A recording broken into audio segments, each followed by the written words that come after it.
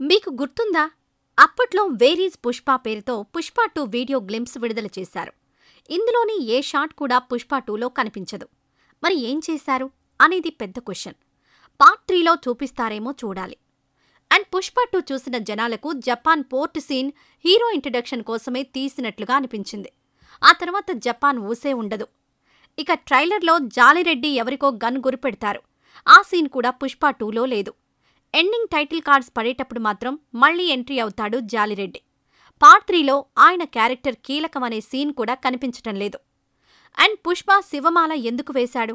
ఎర్రచందనం బ్లాస్ట్ చేశాక బన్వర్ సింగ్ షెకావత్, బ్రహ్మాజీ క్యారెక్టర్స్ ఏమైపోయాయి అనే డౌట్స్ చాలా మందిలో ఉన్నాయి.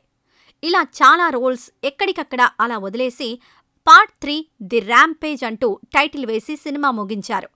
పైగా పార్ట్ 3 కోసం సుకుమార్ ఇచ్చిన ట్విస్ట్ కూడా పెద్దగా ఆకట్టుకోలేదు. పుష్ప 2 కోసం 3 ఏళ్లు టైం తీసుకున్నారు బన్నీ సుకుమార్.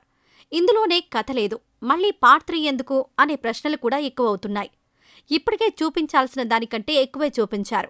పుష్పరాజ్కు ఇంటి పేరు లేదనే అవమానం, షెకావత్కు బట్టలు విప్పించాడనే కోపం, స్మగ్లింగ్ ఇంటర్నేషనల్ వరకు చేరడం, శ్రీవల్లితో ప్రేమ, పెళ్లి, పిల్లల దాకా వెళ్లడం, ఇలా అనవసరమైన కథలన్నీ అల్లడం కంటే పుష్ప సామ్రాజ్యాన్ని వదిలేసుకోవడమే మంచిది. ఇంకా ఎంత బాగా రాసుకున్నా ఇందులో ఏ క్యారెక్టర్ స్థాయి పెరిగే ఛాన్స్ ఉన్నట్లయితే కనిపించటం లేదు. పుష్ప ముగిసిన పుస్తకం అయితేనే బాగుంటుంది, బ్రతికుంటుంది.